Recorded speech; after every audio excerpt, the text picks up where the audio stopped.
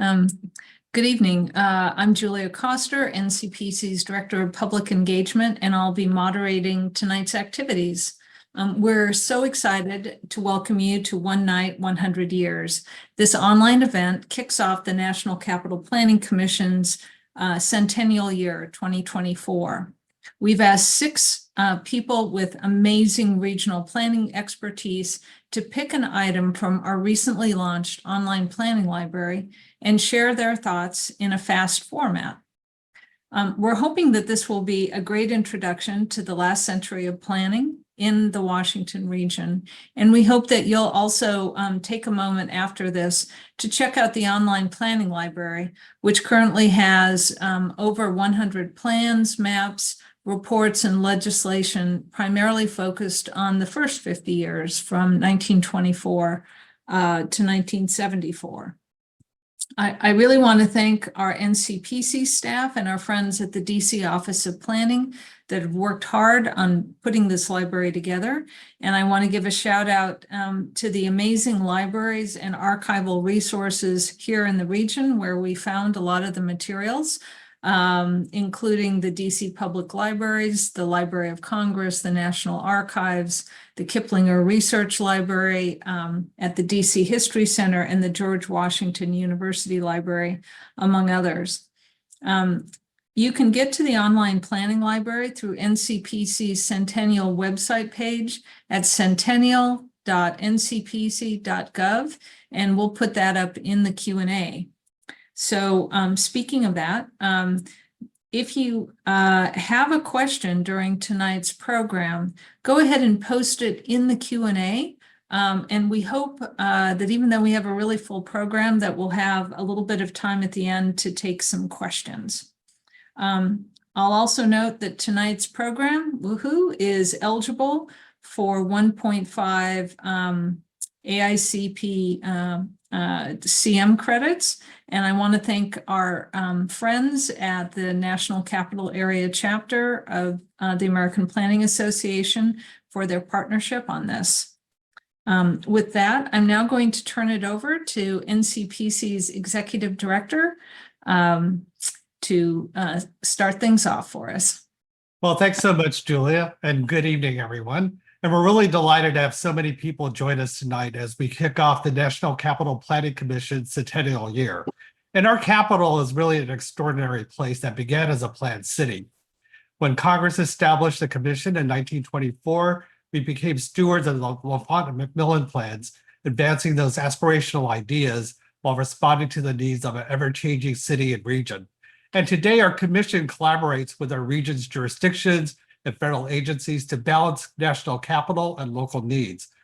NCPC's current work addresses the influence of the changing federal footprint and workforce on our region through our comprehensive plan, telling more diverse stories in our commemorative landscape through the recent Beyond Granite exhibition on the National Mall, which I hope you were able to see last summer, working with the district to help revitalize downtown through Pennsylvania Avenue Initiative, and balancing security and people's access to their government and public spaces. Our journey over the last 100 years mirrors the evolution of planning as a profession and how national trends and planning practice have shaped the places we experience today. Washington has often served as a showcase and laboratory of national planning innovations. So early on, this included zoning and comprehensive planning. And before Home Rule in 1974, NCPC was the district's local and federal planning agency. So during that period, the commission recommended planning approaches ranging from urban renewal, highway development, landmark preservation, and public transportation. Some of these actions really shaped today's city and region, even though some of those actions also displaced people and demolished entire neighborhoods. So this centennial offers a unique opportunity to reflect on this consequential regional history. More importantly, it offers a chance to examine the importance and power of planning in our region, while acknowledging inequities created by past planning practices and considering lessons learned to make better decisions today and into the future. So over the next upcoming year, NCPC will provide exhibits, presentations, and discussions to highlight our historic role in this region's planning. And we hope you will join us in this conversation. As Julia mentioned, we recently launched our shared online planning library developed with the DC Office of Planning. and I thank them for this partnership. I'm really looking forward to tonight's speakers and what they discover in this library. And now I'd like to warmly welcome my colleague, Anita Cozart, the Director of the DC Office of Planning and a member of our commission representing Mayor Bowser. Anita? Thank you, Director Acosta. Thank you for the invitation, and so glad to be here. And I really am happy to congratulate NCPC on this milestone of 100 years. It's a tremendous achievement, and I really commend the current NCPC staff and those who came before you for your contributions. I agree wholeheartedly with Director Acosta. DC is a very unique place to conduct urban planning. Not yet a state, more than a city, bordered by 2 rivers and 2 states, home to almost 700,000 people, and the seat of our nation's government. Since the 1980s, when the DC Office of Planning was established, we've worked collaboratively with the NCPC and really worked to establish what is a cohesive vision for both the federal and local parts of the district.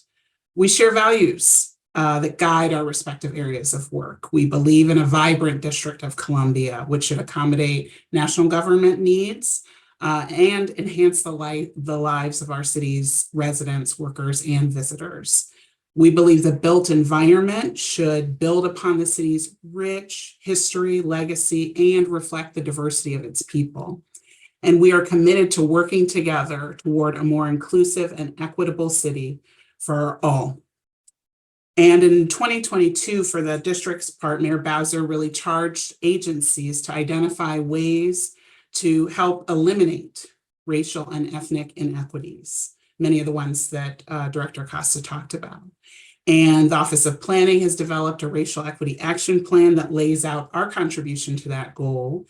And we look forward to sharing that soon and see how there's a way that both the work of NCPC around advancing President Biden's goals around racial justice and racial equity can cohere with our racial equity action plan. We're also looking forward to working with NCP on engaging residents as part of the forthcoming 2025 comprehensive plan rewrite. It represents an opportunity to collectively imagine the kind of city we want for ourselves and for future generations. And even as we look forward together, we should also consider the past. What planning decisions led us to the DC that exists today?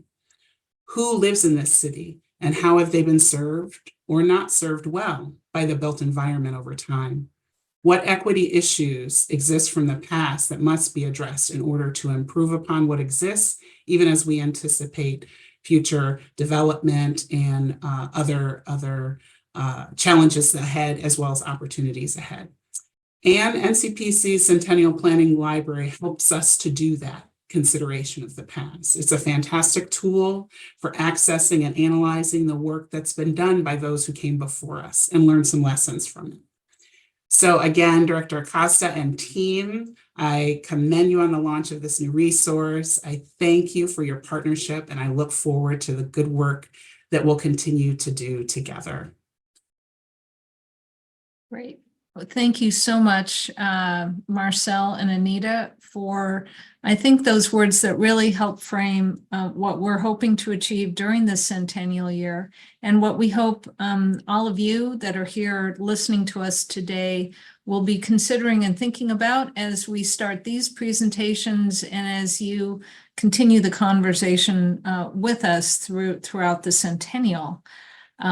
So again, without much further ado, we're going to get right into those presentations. We have 6 folks coming up. Their bios are all in the Q&A, so I encourage you to read the full bios there.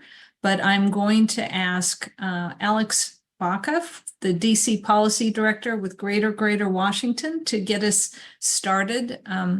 I'll just say, given her passion for unpacking detailed public processes that range from local budgets to comp plan updates, it was no surprise to me that when we asked what she'd want to talk about, she immediately said, "Oh, I want to talk about the development of zoning. I love zoning.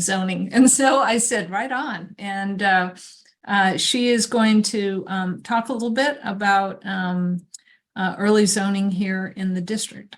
So with that, Alex, take it away. Thanks, Julia. You really clocked me there. So hi, my name is Alex Baca. I am the DC Policy Director at Greater Washington.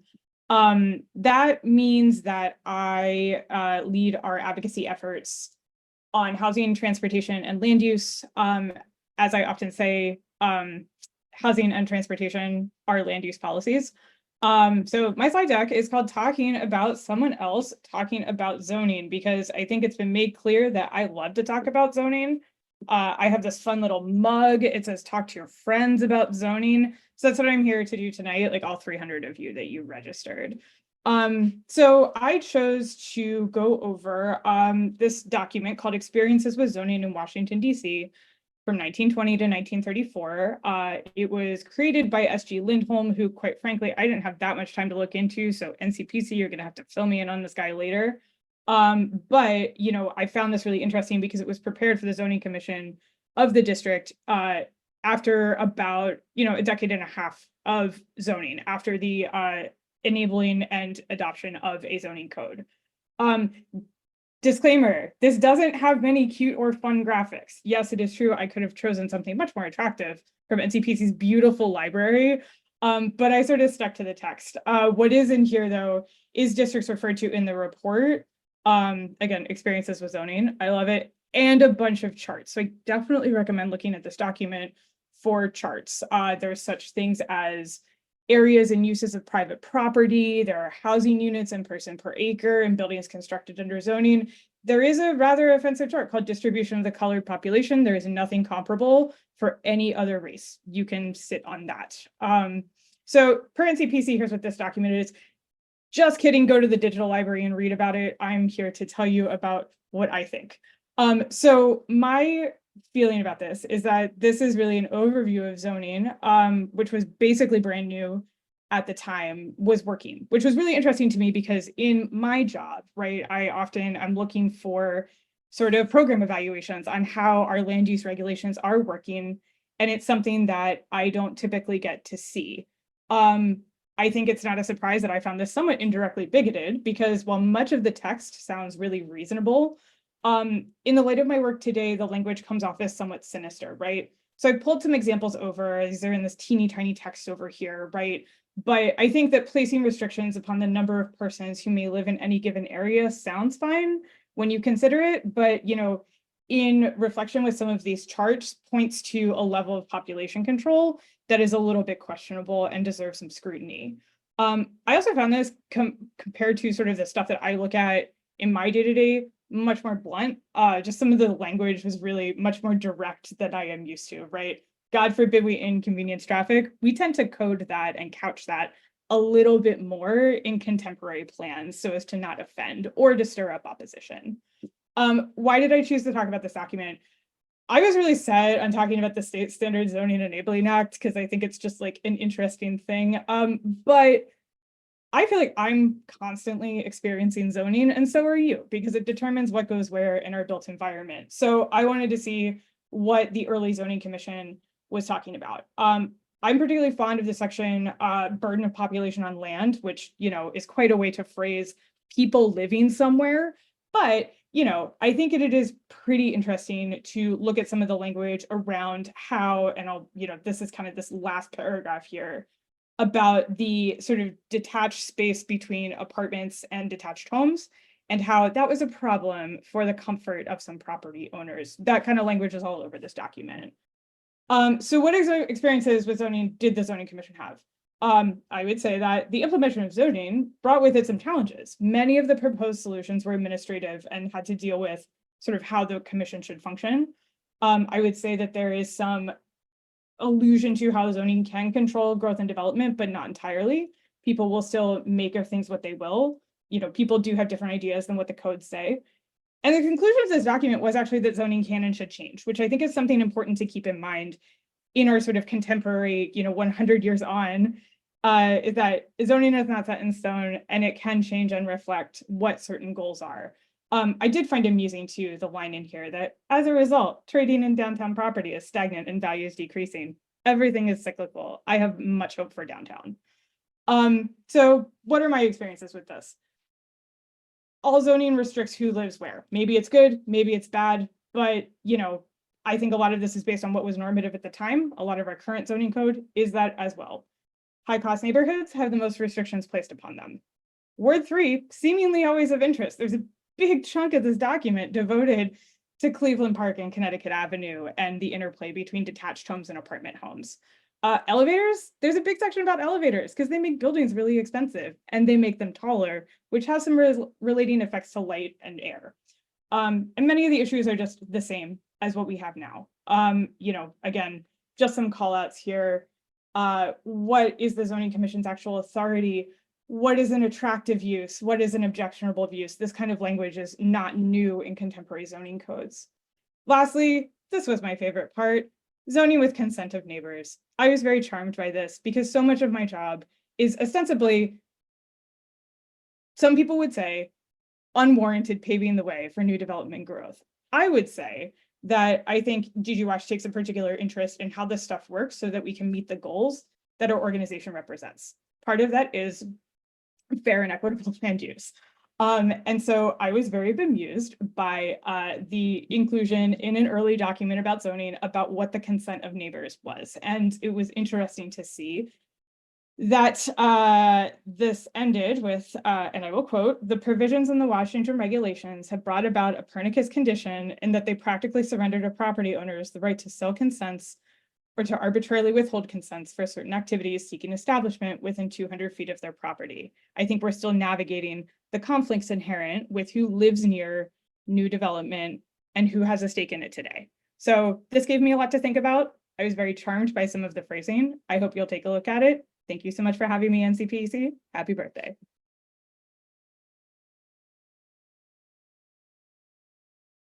Wow.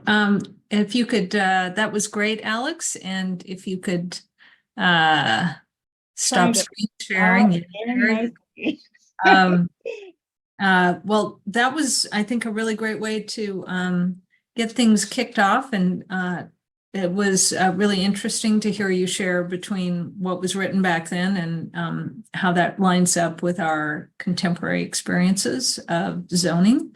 I think I'm going to now turn it over to our next speaker, who is Ross Kennedy.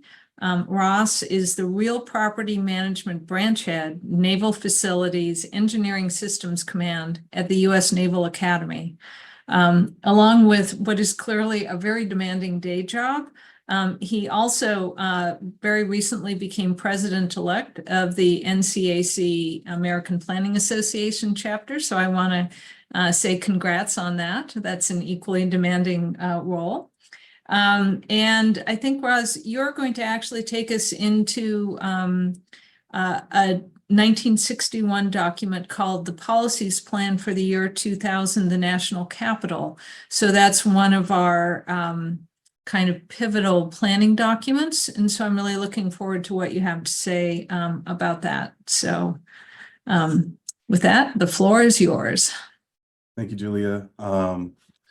Hi, my name is Kennedy. I am the Real Property Management Branch Head for NAVFAC at the United States Naval Academy. I'm also a PhD candidate at the Jackson State University.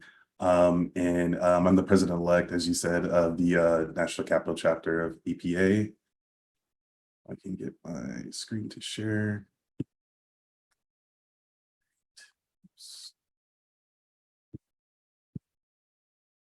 Okay, so I did mine on a 121-page document. It's the plan for year 2000 in the nation's capital. As Julia stated, it was prepared in May 8th, 1961. I'm not going to belabor the point and summarize the entirety of the document as it is quite long and I only have 10 minutes. But that being said, you know, I'm really big for icebreakers. I know a lot of you all in the audience can't talk or respond, but my question is, when you think of DC, Washington, DC in the 60s, what do you think of? Most people might think of like music. They might think of Chuck Brown, which is the 60s, 70s. They might think of art. A lot of people think of like the Washington Gallery of modern art, and other people think of like sports. The Washington Commanders, as they're known now, recently moved to Washington, D.C. back in 1937. In my terms, I think of simple things such as urban renewal or strategic development, land use planning. I think of Clarence Zanziger. He was a Philadelphia architect who served on NCPC. And I think the District of Columbia's Redevelopment Act in 1950, the outskirts of it, how the redevelopment of Southwest Washington, D.C. was formed. Also, the last one I think of is the NEPA, or National Environmental Policy Act in 1969. Even though it was not signed until January 1st, 1970, there was the planning of it. And so that's just some of the things that I think of.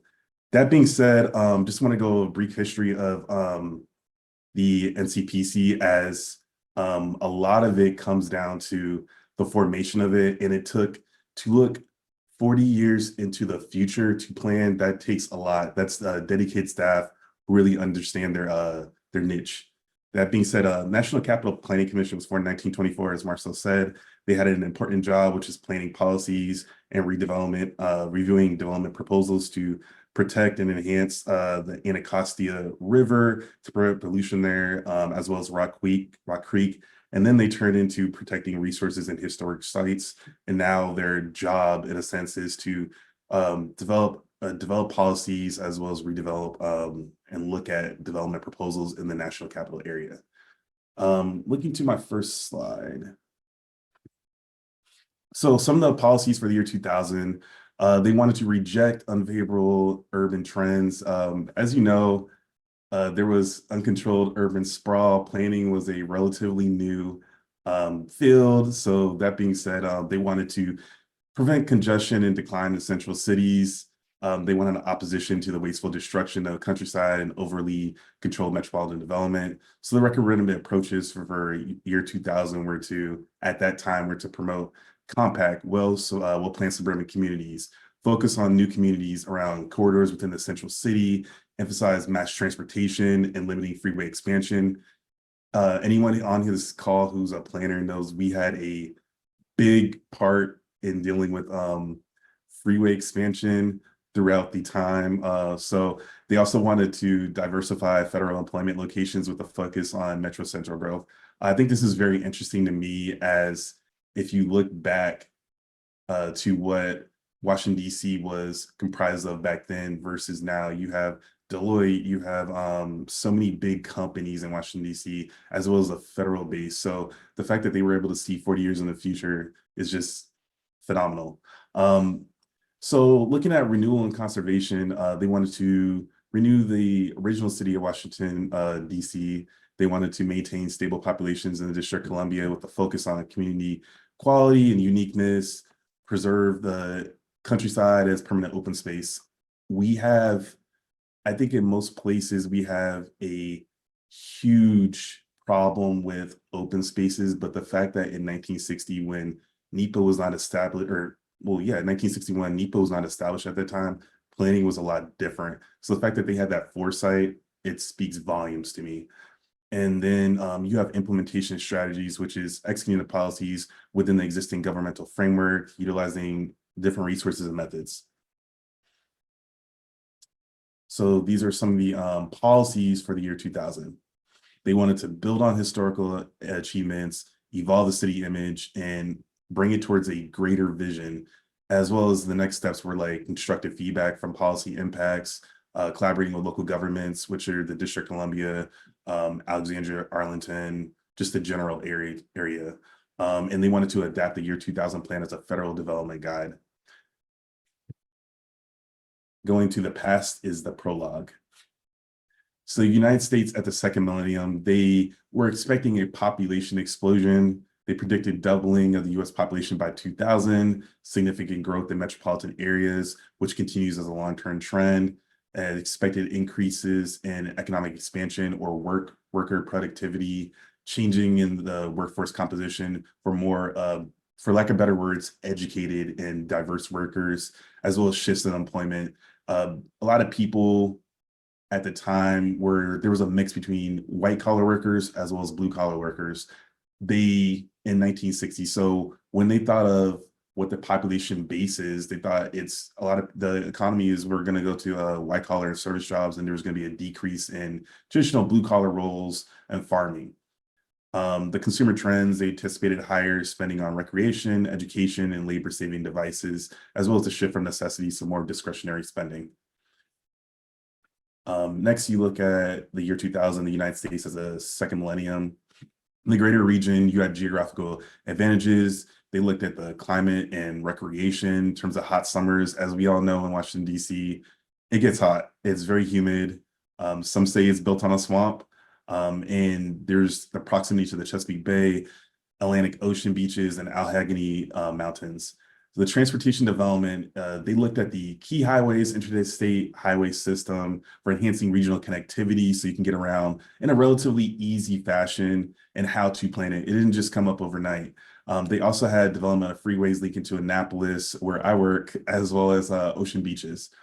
The Baltimore and Washington proximity, this was a very interesting point that I noticed in this presentation, because you had a emergence of a super metropolitan area which combined resources of both cities, as well as the integration of manufacturing, shipping, government, and research facilities.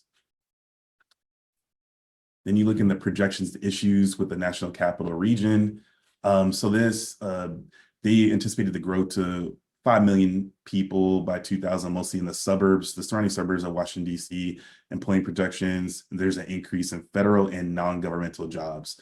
They actually foresaw the contractors, the Deloittes of the world, the Accentures, all of these companies coming in and taking up the office space in Washington, D.C. There was a shift towards a service sector and diversification of the economy. In terms of land use and development, as I am considered a subject matter expert in land use and development, as well as environmental policy, that was the key for me. There were challenges in managing suburban growth and urban sprawl, and a need for efficient land use and preservation of older neighborhoods.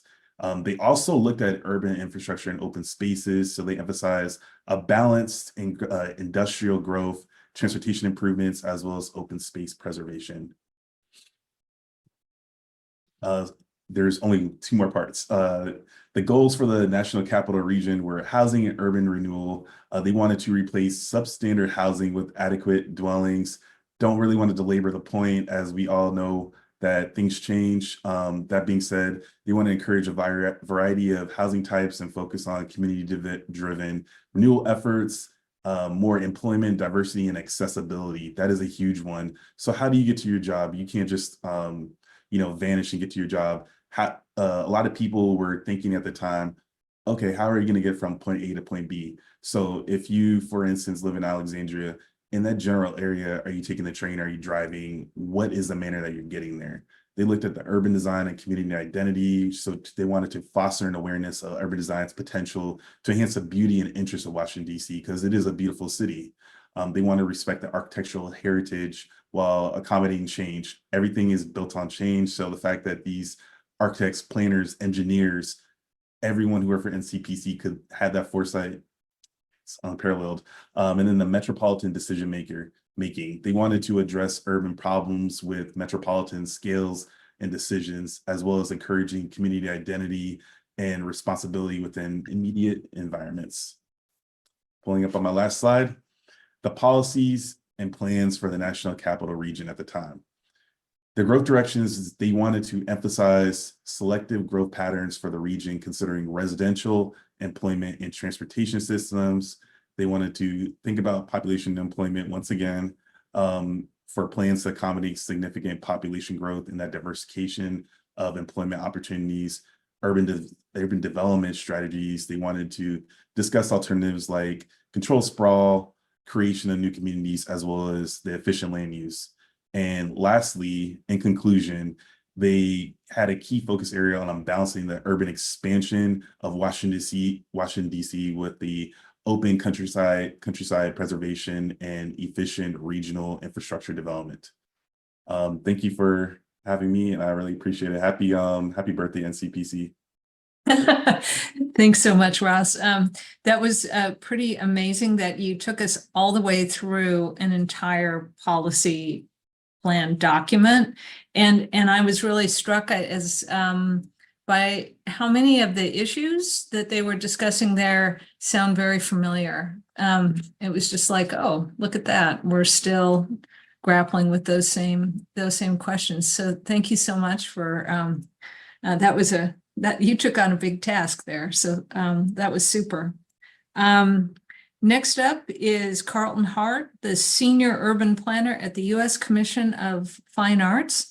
And I may add, an NCPC alum, during which time he was vice chair of the DC Board of Zoning Adjustments. So it is another one of our speakers who's wearing many hats. And I think today Carlton will unpack some of that same multifaceted aspect of Washington through the lens of a 1963 Architectural Forum magazine article. So Carlton, looking forward to what you have to say. Well, thank you, Julia. Yes, and this is actually the entire magazine, so it's a lot, but I thought it would be helpful to just kind of showcase some of this. It just was a fascinating idea for me. So good evening. As Julia mentioned, my name is Carlton Hart, and tonight I'm introducing a fascinating edition of Architectural Forum magazine from January of 1963.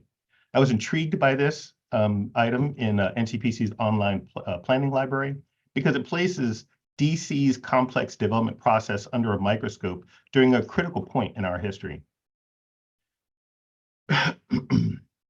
Architectural Forum magazine ran from 1917 to 74, and it focused on architecture in the built environment. And in the early 60s, it created a task force to explore the development process in the nation's capital. The managing editor, Peter Blake, who's shown here, led this group, and the rest of the group members are also shown on this slide on the right. Years later, he would become the New York Magazine's first architecture critic. The task force held dozens of interviews with local sources, administration officials, and others to understand the city's power structure and how that affected urban design, urban renewal, and planning. The magazine was organized in several sections, which are shown here. I'm not going to read these. And really, in the interest of time, tonight I'll just provide a glimpse of what's inside of the document. I'll note that this edition was so focused on DC, they even had a graphic designer, Ray Komai, create this embroidered pillow, which you see here, which was featured on the cover of the magazine, and you see the cover of the magazine on the right. And he felt that this was sort of a souvenir that one might find while perusing one of the many local souvenir shops. So first, this edition identified a mess of problems. And as we all know that we live and work in DC, governance is a real issue. Noting that DC had almost an ungovernment without top or bottom, resulting in a series of problems. DC's sterile civic architecture, as on the right, the images on the right you see here, they called the monsters of the mall. They also noted that the National Mall was really seen as an empty meadow. Downtown DC was spectacularly unimposing. There were just a mess of traffic problems and many open spaces overflowing with parked cars. And there were also infrastructure environmental problems that they identified. The river was a sewer, and there were insufficient social services and public facilities. Throughout this edition, I did recognize the task force was really providing both analysis as well as social commentary. This rather cheeky map, which you see here, includes caricatures depicting the 13 agencies, yes, I said 13, that were involved in the city's development process. It's such a production filled with so many characters, they actually named this dramatis personae, or the characters of a play. And I'll just provide a few examples to illustrate this. First, we have the National Capital Planning Commission. We have the NCPC director here shown rowing a canoe down the Potomac River. And this is really depicting his recent departure from the NCPC to work with James Rouse, the developer behind Columbia, Maryland, whom we're all aware of. He's leaving in part because of his disagreements with the new NCPC director, none other than Libby Rowe. Next, there's the Commission of Fine Arts. described here as the dignified gentleman around the table. The task force, however, indicated these gents were misguided in trying to maintain the status quo. And finally, we have the Kennedy's White House, one of the main characters of this play, which is fighting for an ideal, Kennedy's city upon a hill. Having served in Congress, President Kennedy had firsthand knowledge of how poorly this city was run by the Southern Democrats appointed to the DC Board of Commissioners. Kennedy made some key decisions. Some of them included creating a DC advocate to advise him directly on local concerns. One of his early decisions was to save the historic buildings surrounding Lafayette Square from their planned demolition. He also made some key appointments, including naming Hideo Sasaki to be a member of my commission, the Commission of Fine Arts, as well as naming Elizabeth Libby Rowe to be the chair of NCPC. And since this was an architecture magazine, this group also explored urban design improvements to the monumental core area. This is one of the plans they included in the magazine, and it was created by Paul Rudolph, who at the time was Yale University's Department of Architecture chair. This image, and I'll kind of step through a few of these, not to belabor this. The big gesture was to move the Supreme Court to the terminus of Maryland Avenue. You see this here on the upper left-hand side of the slide. And this was really to symbolically make it an equal branch of government. The other end of Maryland Avenue would be the Madison Memorial Gateway. It's a colonnade. The National Mall is given a decisive form with flanking buildings on the north and south. Pennsylvania Avenue is defined by buildings of uniform height with plazas on alternating sides, and plazas around the existing Supreme Court and the Library of Congress are scaled to fit the existing structures. And this is just an idea sketch of what the possibilities could be. There's also a section focused on a few underutilized buildings needed to be reimagined. These forgotten buildings are, one of them is one that I hold fairly dear because that's where my office is, which is in the pension building, which is the building on the left. We also have the Eisenhower Executive Office Building and the Renwick Gallery. The task force also explored the city outside the National Mall, which is called the Other City. Topic areas here included the Washington's growing African-American majority, which was searching for its role, the New Southwest, which is the urban renewal area in the newest urban renewal area in the city. The off the beaten track section really showcased neighborhood parks, plazas, and pleasant walks in the outside of the core area. And finally, downtown was really trying to make a comeback at that time, and they talk about some of the issues that they ran into. In the middle part of the century, the 20th century, DC's population was going through a transition and had become the only major city in the U.S. with an African-American majority. This was due in part, of course, to the white population fleeing to the suburbs. Unfortunately, the Southern congressmen who served on the DC Board of Commissioners had a real disdain for the city, bragging to their constituents about how they had been, quote unquote, kicking the big black city around. Yeah, they said that. And they accomplished this by keeping municipal services to a minimum. Congress only supplied 10% of the city's budget at that time, while owning 50% of the land. They also stifled rational urban planning and also helped to reinforce residential segregation in the city. Then there's Southwest DC, which this edition of this periodical called the finest urban renewal effort in the country. And as Congress identified two organizations, the Redevelopment Land Agency, as well as NCPC, to be responsible for redevelopment here. Unfortunately, these two agencies struggled for power with each other for years, leading to inefficiencies and delays in the redevelopment process. In the end, this plan caused the dislocation of thousands of poor residents and the demolition of nearly all the buildings there. And I think you've heard that a little earlier in this presentation tonight. Finally, the issue focused on solutions to improve the city and the region for the future. They noted the need to create a specific development plan. There was the year 2000 plan, which was they felt was a little bit too it wasn't detailed enough. They also recognized that DC needed a better definition of what was federal interest and what was local interest. And this feels like something that is still somewhat of a concern. And really at its core, they described how DC really needed democracy. And in the issue, they called for self-governance, which I found to be really surprising, given that that was kind of in the middle 40 years ago. So what are the key takeaways? The main thrust of the magazine was that in '63, there were so many overlapping jurisdictions, they really created a protracted development process. It was also evident how societal problems played a role in affecting DC's urban form. And finally, the magazine didn't get everything right. The urban renewal was transformational, not necessarily in a great way. There were some, of course, issues that were along with that. But I did find this issue an eye-opening exploration of the development process during some tumultuous times. So in conclusion, I would encourage everyone to read this special magazine, which I believe provides a unique snapshot for DC's development history. I appreciate your time.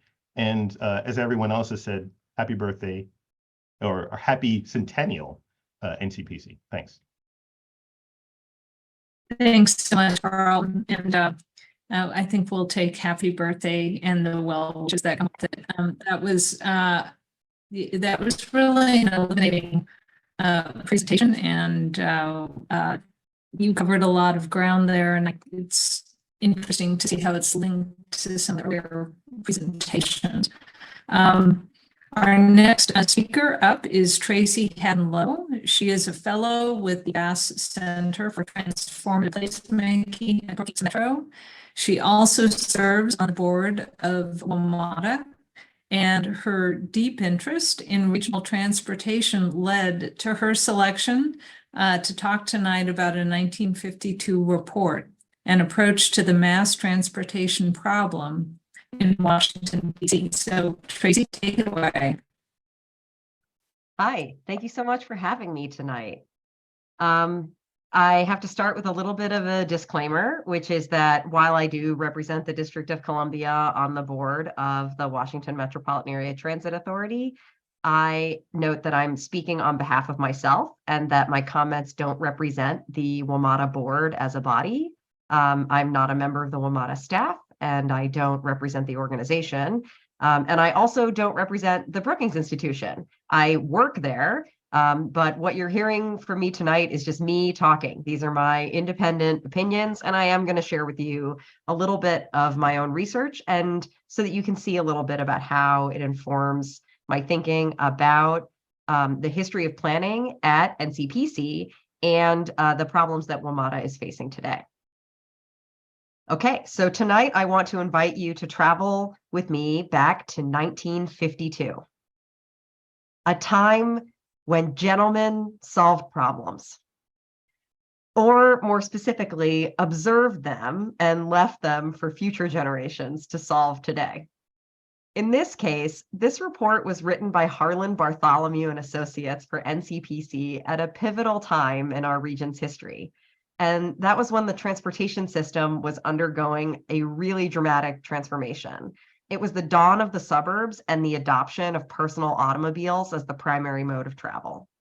I should also note here that Harlan Bartholomew was America's first planner. He was the first full-time person to be employed by a city as a planner. And in that role with the city of St. Louis, he pioneered the use of zoning to propagate racial segregation and the concept of urban renewal, the use of eminent domain in order to renew cities. So this guy is a pretty problematic legacy, to say the least, but he did have some data about transit in the DC area that I think is worth looking at. So what did we already know in 1952? We knew that at its peak in 1945, the year that World War II ended, The DC streetcar and bus transit system carried 532 million passenger trips a year, which is an average of 1.45 million trips per day. This report notes that almost all of the transit service was within the District of Columbia proper, but that the suburbs were growing rapidly. So big mismatch there between where future demand was anticipated, but where service was available or feasible.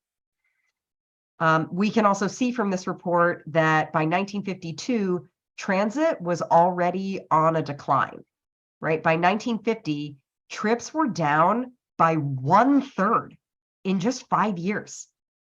A collapse just as explosive as the trip growth that happened during the war years. So what happened after that? In 1950, the city and its suburbs were almost equal in size. Since then, DC has actually lost population. Today, DC has 14% fewer residents than it had in 1950. Meanwhile, our total region is now 4 times bigger in population and also includes 4 times as many counties as in 1950. Something else happened after 1950, though.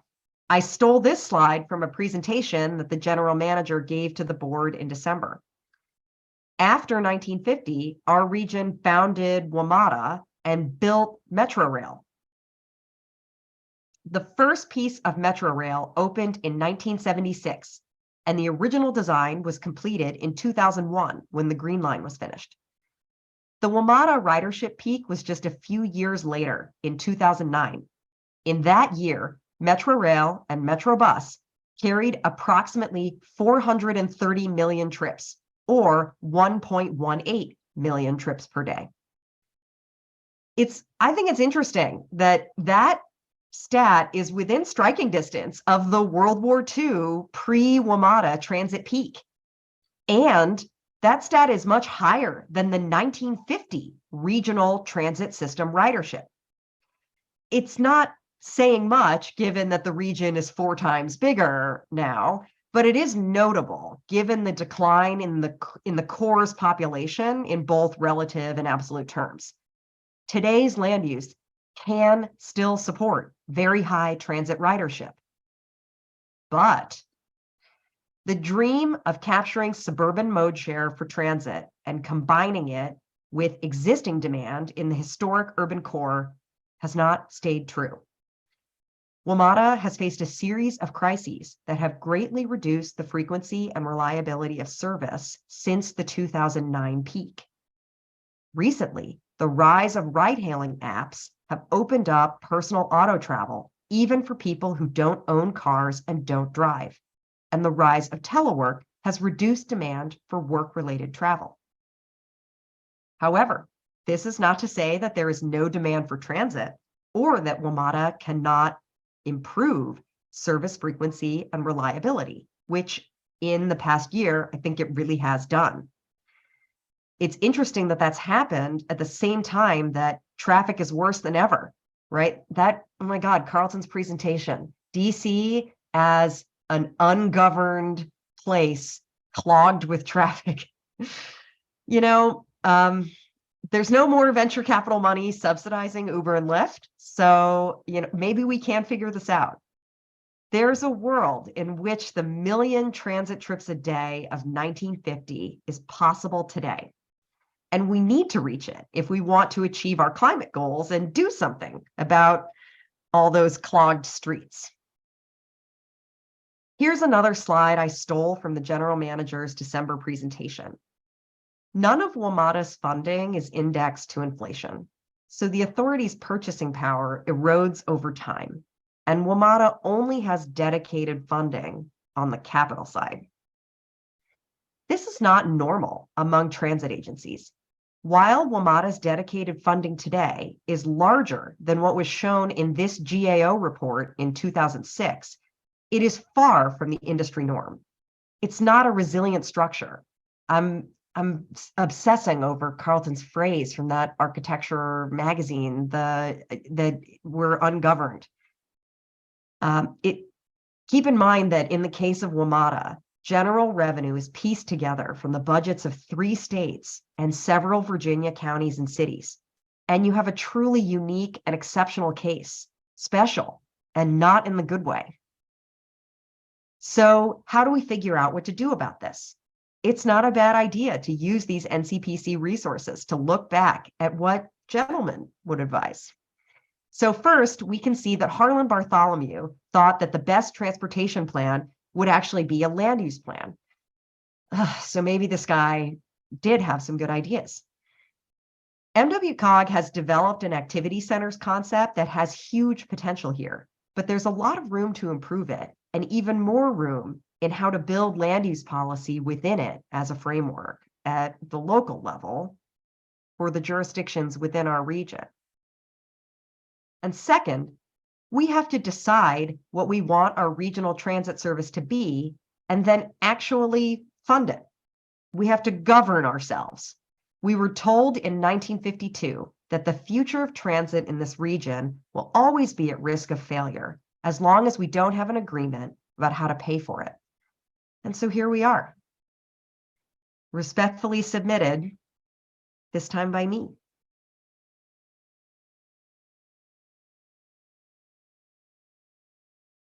Wow, Tracy, that was, I was just so fascinated by your look again at what we can learn from the past to inform the toughest issues we have today. And that was really quite remarkable. So thank you for that. And I'm going to keep this to 100. Yeah, yay, yay. And our next speaker, I just feel like I want to talk about everything that everyone has already talked about. We've got 2 more to go. And I do want to remind people, if you have questions, feel free to drop them in the Q&A. We'll see if we have time to get to them. So Rebecca Miller is the Executive Director of the DC Preservation League. No stranger to historic preservation efforts here in the nation's capital. She will be discussing the 1973 landmarks of the national capital. Thank you, Rebecca. Thank you very much, Julie. I appreciate it. And while we've been talking a lot about gentlemen in the room, when it comes to landmarks in the District of Columbia, there's a lot of women whispering in their ears. So had a lot of input into this. So in order to talk about the landmarks map from 1973, I do need to give a little bit of background on how we even got to that particular map. The Joint Committee on Landmarks was actually established in 1964. Its chair was Francis Lethbridge, who was a notable modernist, but cared deeply about the history of Washington, D.C. And this committee was established to identify potential landmarks, document them, also do case studies for redevelopment of historic resources. And then in the future, once they had compiled these lists, was to seek legal legislative action on protection, review of new construction or alterations to historic structures, and also incentives, financial incentives for protecting historic buildings. So to define them, landmarks were the objects or buildings that were natural or man-made. Places were a collection of buildings, so like historic districts. And in this case, the original list from 1964, nothing could be more than 25 years old. Generally speaking, we don't have many landmarks that would be less than 25 years old even today. And in the National Register, it's 50, unless it has exceptional quality. We had several categories of landmarks. There were 4 categories, the 3 being landmarks of great importance that contribute to our national cultural heritage. Category 2, landmarks of importance, which should be preserved or restored if possible. And category 3, which have value and preserved if practical. Now, category 4s were ones that needed more research, so I did not include them in this list. Some category 1 landmarks, you obviously will identify the Tidal Basin, the Pension Building, Ford's Theater, the Smithsonian Castle, the Lincoln Memorial. Category 2 landmarks for buildings such as the District Building, the Boundary Stones, Eastern Market, St. John's, and the Cosmos Club. Category 3 landmarks tends to be more office buildings, but also our Carnegie Library. That is now the DC History Center and the Apple Store, Franklin School, the Atlantic Building, and Woody's. In 1968, DC designated the Joint Committee as its professional review to qualify for participation in the Federal Historic Preservation Program. This was instituted under the National Historic Preservation Act of 1966. So during this time, roughly 36 sites were added to the DC inventory between 64 and 68. And also by designating the Joint Committee and having this professional affiliation allowed for DC to apply for funds to be essentially a certified local government, even though we're not technically that. In 1971, Don't Tear It Down was founded by local advocates to save the old post office building on Pennsylvania Avenue. And saving the building became a focus of the Joint Commission's chairman, who said to the Washington Post that we have an awful lot of academic classicism, acres and acres of it, but we don't need to build more. But we have damn few Romanesque revival buildings like the post office. And this is from the 1972 article in the Washington Post, where keeping the landmarks alive, there is a little list. And that's where I get to the little list that is the landmarks of 1973. And you can see that this map highlights, that's highlighted in the Centennial Library, is the official list of buildings and sites listed in the DC inventory as of August 1973. And between 1968 and 1973, roughly 36 more designations took place. But one thing you do have to understand is that there was no teeth behind this list. So buildings were also being demolished, buildings were being delisted as well. So this is kind of a net 36 gain or so. The Joint Committee and Don't Tear It Down actually proposed legislation that would delay the demolition of landmarks and offer tax incentives for preservation and provide zoning protections within historic districts. DC passed a new regulation that gave authority to the Joint Committee to review raise applications, but it was really a stay of demolition. If the Joint Committee deemed that a building was worthy of preservation, there would be a 180-day stay on that particular demolition, where it was supposed to be that the community and the developer worked things out. That only happened on about 2 handfuls of cases. These are some of the demolished landmarks that you'll see here. You can see National Presbyterian on Connecticut Avenue, 19th Street Baptist Church, Western Market. We also have the Providence Hospital site and Ray's Warehouse, which is on the Georgetown waterfront. In 1978, the DC Historic Landmark and Historic District Protection Act was introduced by Councilmember John Wilson and provided more comprehensive protection of buildings and sites. And the act was passed and signed into law by Walter Washington in December 1978. And at that point, more than 300 sites and 16,000 buildings within historic districts were protected as of May 3rd, 1979. Today, that list, that 1973 list that was that's in the library, really highlights the breadth of landmarks that we had at that time. Over the next now more than 50 years at this point, we've added several landmarks to the district inventory. You can see we have about 756. We have 77 historic districts. We still hold true, generally speaking, to that 25-year rule, just so that there's an amount of time that can surpass where people can do academic research and evaluation of these particular sites. You might ask, what was the youngest landmark ever designated? And that would be Arena Stage by Harry Weiss in 1980. It was built in 1960, so that was obviously an exception to the rule. And here you can see the 70 historic districts that we have across the city and the age range that we have from them, dating from 1950 to 2021. And finally, here's 2 maps to compare, the GIS map from NCPC's website and also the 1973 list, where you can see how the preservation within the city has evolved, where you can see that there's more preservation now east of the Anacostia River. There's most of the preservation at the time was either in downtown or west of Rock Creek Park. You can see how it's expanded east to protect neighborhoods like Shaw, Mount Vernon Square, Bloomingdale, and others.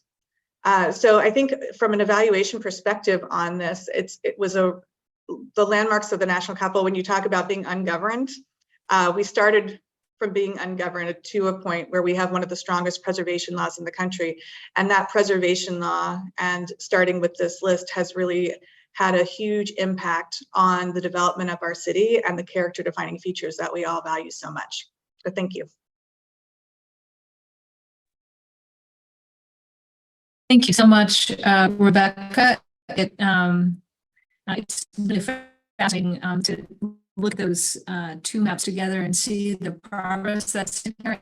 And certainly as we've been looking at some of these historic documents, I will agree that in this instance, it really was the efforts of many people, but particularly many women, that shaped this movement early on in the 1960s and 1970s. So, and so I'm carrying on that tradition. Our last speaker needs little introduction. Andrew Trueblood runs Trueblood City, a housing, economic development, policy, and land use firm, and he previously served as the director of the DC Office of Planning. I'll just note that several years ago, Andrew and I were talking, and he said, wouldn't it be great if we could collect and digitize all of our planning documents from the last century? And that, in fact, started the idea for our planning library. So thank you, Andrew. And I think you're going to talk to us about the first chapter of the 1950 comp plan. So please go right ahead. Great.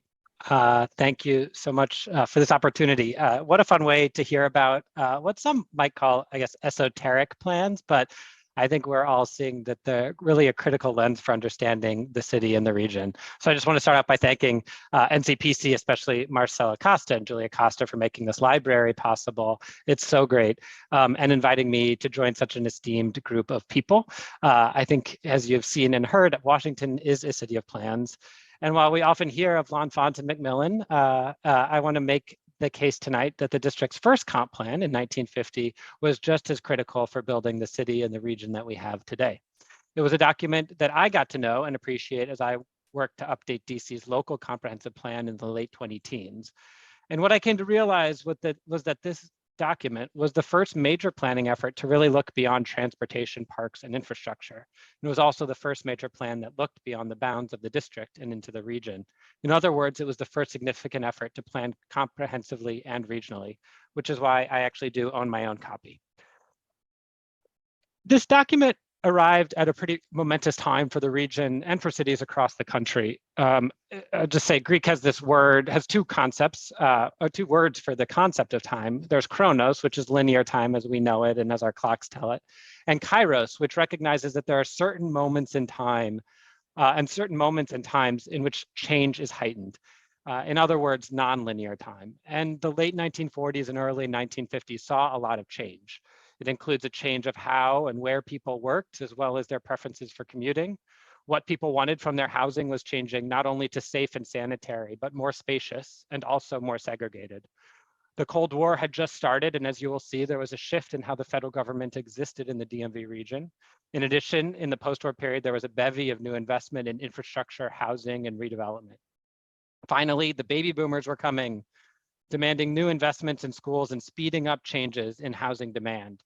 In other words, the mid-20th century was a Kairosian moment that has continued to shape our region.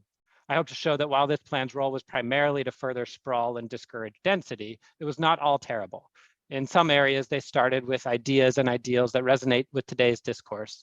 They just took it to a very different conclusion. Thanks to the burgeoning national security apparatus, there was a clear mandate to decentralize Washington's workers in order to ensure government operations in case of an atomic bomb attack, among other things.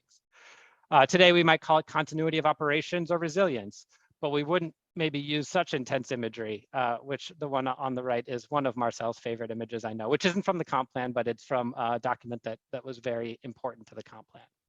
This is the key idea that bled into the work around transportation, housing, and land use, and is one reason our region has sprawled so much, even though it did open a subway and a metro rail system, as Tracy shared. For those interested, Matthew Gilmore, who I saw on the attendee list here, documents this history of this well in a link that I had to pull from the Internet Archive, but is really a great story of how this decentralization came to play in this document. A primary goal of the 1950 comp plan, I'm sorry, I must take a moment. A primary goal of the 1950 comp plan was decentralization. If you look, this was the start of the idea of a polycentric region, which is a region not only with a single downtown employment center, but rather one that has multiple nodes of employment. The result is a spread out region with momentum towards outward growth and low densities. Today, that is embodied by the Metropolitan Washington Council of Government, or COGS, activity centers that Tracy mentioned. And you can see a little map here in orange and yellow of where activity centers are, and especially in relation to the transit we have today. Speaking of transportation, I'm just going to take a second to apologize for words on a slide, but maybe I don't, given some of the, given Alex's presentation, which was only words. But I just want to say, as with the zoning code, the language in the comp plan is interesting, and as interesting as the imagery. These words are interesting for how they are basically used today by COG to encourage more dense development, get people to live closer to work, and improve public transportation. So we're off to a great start, right? Maybe not, because they say, well, the way you get people closer to work is to move work closer to the suburbs. So just spread out the federal employment. And the way that you think about transportation is create more roads, more distribution roads, more highways, more parking. So maybe not how we would think about it today in terms of ideals. And also don't really invest in transit. If you look on the right, I find it so interesting that in 1950 they say, yeah, we can't really support transit because we don't have densities. So we're going to do this highway system on the left, both of which kind of play out in the document that Tracy shared a little bit differently. We actually get a transit system, but we also get a significant highway system, resulting in the kind of mix we have today of car-induced sprawl and mass transit with transit-oriented development. So from transportation to housing and neighborhoods, these sentiments that we need more housing, that we need more low-income housing, and that we need it across the region are all resonant today. They are key ideas that I worked on when I was the Office of Planning Director and when I was the co-chair of COG's Planning Director's Technical Advisory Committee. The last quote even foreshadows the contemporary affirmatively furthering fair housing rule, which is about creating low-income housing opportunities throughout a region. Although I must note that the comp plan itself stands out for the way that it doesn't address at all, completely ignores the de jure segregation in the region. And the comp plan says that there should be a mix of housing types and income levels. That's pretty modern stuff. There's even this really beautiful map. I have the full-size version in my document here. And it actually shows pretty decent densities in the city and inner core, inner suburbs. It's the orange and the kind of dark, or the brown and the orange are really allow for more density, more kind of multifamily housing, even than we got. But all these great words and maps don't compete with a larger push against density. It is this push, which was not unique in DC, that severely cut the zoning capacity, even of what Alex presented, and I would argue was a proximate cause of the housing crisis we have today. The plan gives an example for a model zoning code update in Capitol Hill and produces this summary below. In blue, you can see how they encouraged a revised zoning code that reduced both the potential zoning envelope and even what was already in existence. This downzoning push became the 1955 zoning code that laid the foundations for our modern zoning. So while it promotes various types of housing and population growth, it was at the same time proposing major downzonings in the core that would cut existing housing. In other words, there's a general antipathy towards the cities and density. And this played out most destructively through the early efforts on redevelopment. We've heard urban renewal mentioned a few times. The plan treats existing finely grained neighborhoods full of people who are primarily low income and primarily Black as if they were greenfield suburban tracts that could be developed like an empty canvas. It built on and supersized the progressive era ideas of sanitary housing and alley dwelling redevelopment in the pre-war era. And it led to urban renewal, both in Southwest, which is the story we've heard and can't be mentioned without showing that it displaced thousands of Black families, but also other urban renewal areas like downtown H Street, 14th Street, and Fort Lincoln. But and also Shaw, as you see here. And I don't want to miss this opportunity to briefly tell the tale of two urban renewals, whereas Southwest is now seen as a racial injustice and pretty much a mistake of urban planning. The efforts around Shaw sought to learn from that and involved Walter Fauntleroy and the Model Inner City Community Organization.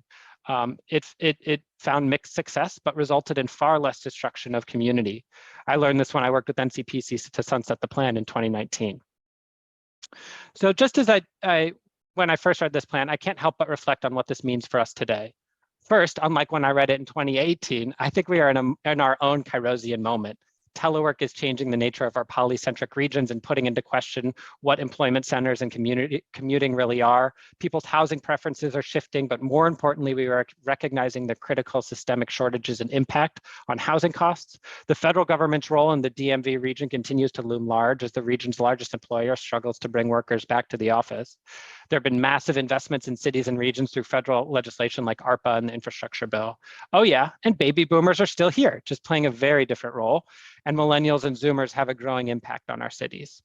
So where does that leave us? I think many people look at planning in the 1950s and maybe even today and say it's problematic with bad outcomes. But what I came to realize through reading this document as I worked on our own update is that planning is a critical tool. It reflects the understandings of the day and can move things towards good or not good. But taking the tack that some imply and not doing this type of big picture planning is certain to result in missed opportunities and not allow us to make the needed systemic changes needed systemic change. The answer is to do the best we can with the information we have. Reflecting on this document and the impact it had, I think helps highlight that we are at a particularly important moment in time where we can and should use planning to try and ensure we set the stage for the next 75 or 100 years of a better region for our children, grandchildren, and even great-grandchildren. Happy Centennial NCPC.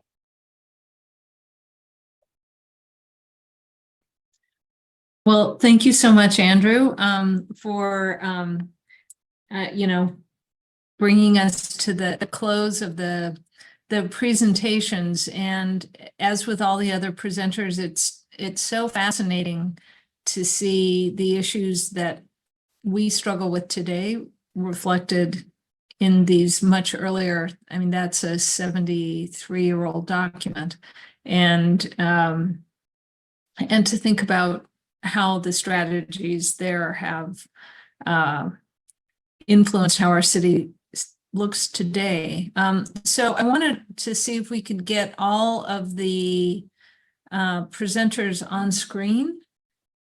And I wanted to, if people do have things they'd like to share in the Q&A, we'll see if we have a few moments. But I wanted to ask, as you've listened to each other talking tonight, what you've already, several of you have already brought up where you see commonalities, or perhaps there was something that really surprised you or intrigued you in what others had to say. So if you wouldn't mind, maybe I can ask Alex and then Carlton to start us off on just one or two things they took away from some of the other presentations. Sure, I'm happy to. Yeah, there I am. I'm putting you on the spot again. So as is often the case when I talk to Tracy, I am reminded that like no one knows what numbers and volumes are, right? And I think that is a big takeaway from her presentation, is that there is not a good sense of scale that people have embodied in their brains when they are having discussions about how, for example, transportation systems are used over time. So that was a really helpful reminder for me, someone who is really bad with numbers, but I also see how that can have some impact politically, right? People don't really grasp that we've had many, many, many trips by transit in the region. We can have many, many trips by transit again, and that may actually look the same over a larger area. it's still possible to reach some of the goals that we have set out for ourselves, and they're not that radical. So the understanding of scale, I think, is really important. It probably goes into all of our presentations. That was a big thing for me. Carlton, just delighted with some of the stuff you pulled out of yours. And it's always fun to see sort of cartoon representations of things. I know that a number of the plans in the archive sort of have renditions of things, and I always find that very amusing. So it was great to see some of those highlighted. And I'll pass it over to you. Thanks. It's interesting. What struck me was with all of the presentations was the amount of desire to understand for the folks that have come before us, and really to try to force and to try to plan for the future. They were trying, not necessarily in great ways all the time, but they were trying to do that. And and I several of you have brought up the the ungovernment or the ungoverned part of the presentation that I gave. But that did strike me as there is this kind of everybody's, there are so many different pieces that are trying to do planning and trying to understand that. But there really needed to be that kind of centralized place to do that. NCPC had tried to do that to some extent, but I think that it is a very difficult thing to do that given the structure of what DC is in terms of having this the DC back in the 50s, it was the DC Board of Governors or Board of Commissioners, and then more recently has been the City Council, DC City Council, the WMATA, which is a kind of regional commission or regional agency. There's COG, which is also a regional agency. There are all these kind of people that are trying and groups that are trying to wrestle with these issues, but it has been it's a very difficult thing to wrestle. And I think that's what we're seeing throughout all of the plans that we have and the ones that are on the digital library. It's very difficult to kind of keep with that one idea and move with that one idea, but it helps that we're trying to do that. So hopefully we'll get it right at some point. Great, thanks, Carlton. Maybe Tracy and then Roz, if you wanted to just provide a few comments. Sure. A lot from Carlton's presentation stood out that I couldn't help but respond to even as I was giving my own, but I do also have to note that that pillow just absolutely wins the night. And I worked really hard on my presentation, but it's definitely not the best one because it didn't have the pillow. So I just want to recognize that happened. They made that pillow for that. I mean, that was the part that got me, was like, wow. And I want one so bad. We're going to need to talk about this more. But in the meantime, I'm also struck by Andrew's moment of Kairos. That is so poetic and provocative.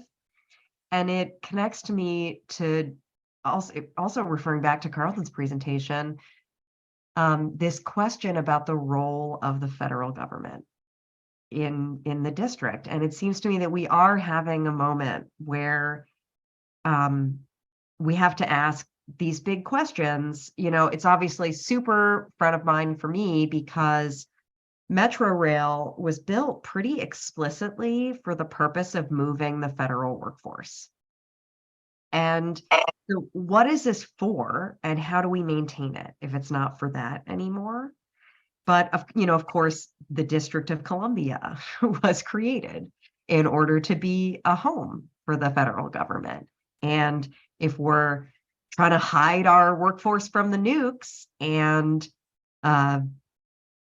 be flexible and resilient, what does that mean for the district? I think that it's not enough just to ask these questions on this fun little centennial celebration. I think we need to get principals in the room to talk about this. And it's hard to demand that these conversations happen when DC has so little voice. in the federal government. But if demanding won't work, what else can we put out bait? Like, I think these conversations do need to happen, and I'm interested in what could possibly be done to stir them up.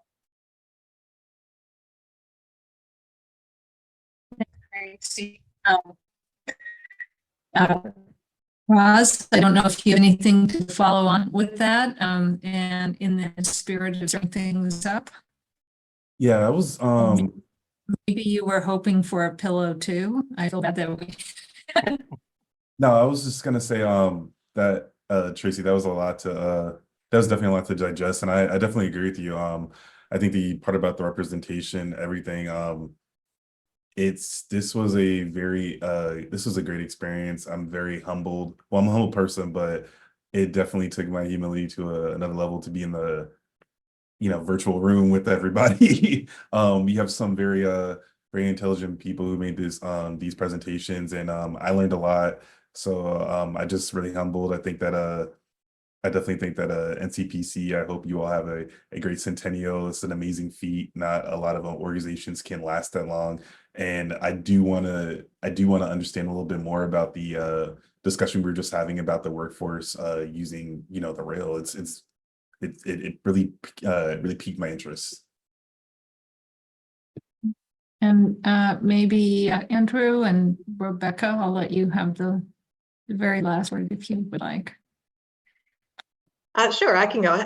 So one of the things that Tracy said that keeping the workforce away from the nukes, which I find interesting as Homeland Security has consolidated itself on one of the highest hills in Washington on a National Historic Landmark campus. So it's that way of thinking isn't there anymore. And as we look at the federal workforce and them coming into the city and how we provide housing and affordable housing in our neighborhoods, I think is something that we all should be exploring together.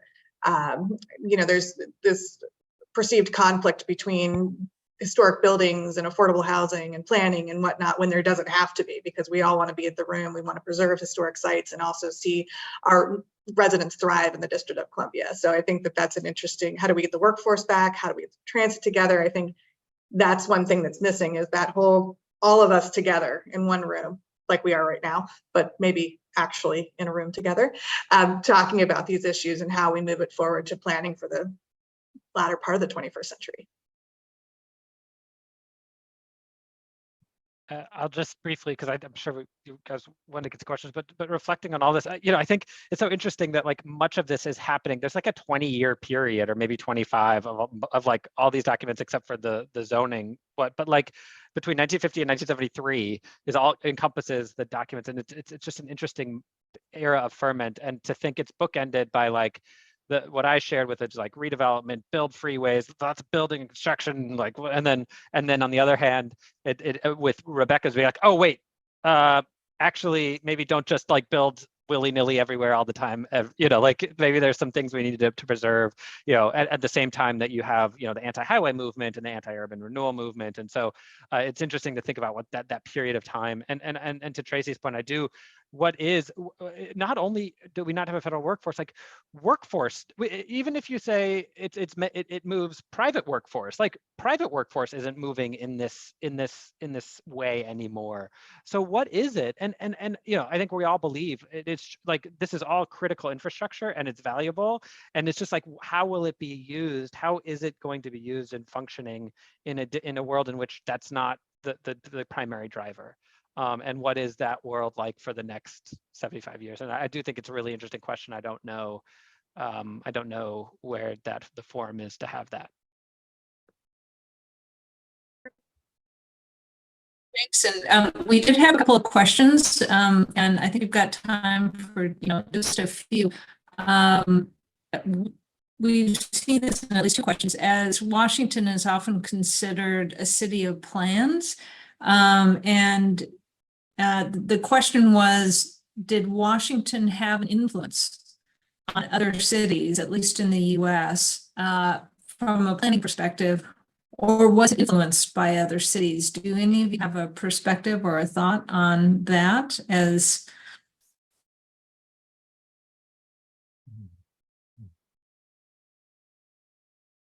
Sorry, can you repeat the question? I was getting a little feedback on my end. So it's basically, did Washington as a planned city have an influence on other cities in their development, just thinking about the documents even that you looked at? Or was Washington itself influenced by other cities as it was going, preparing these plans, looking at zoning codes, developing historic preservation? I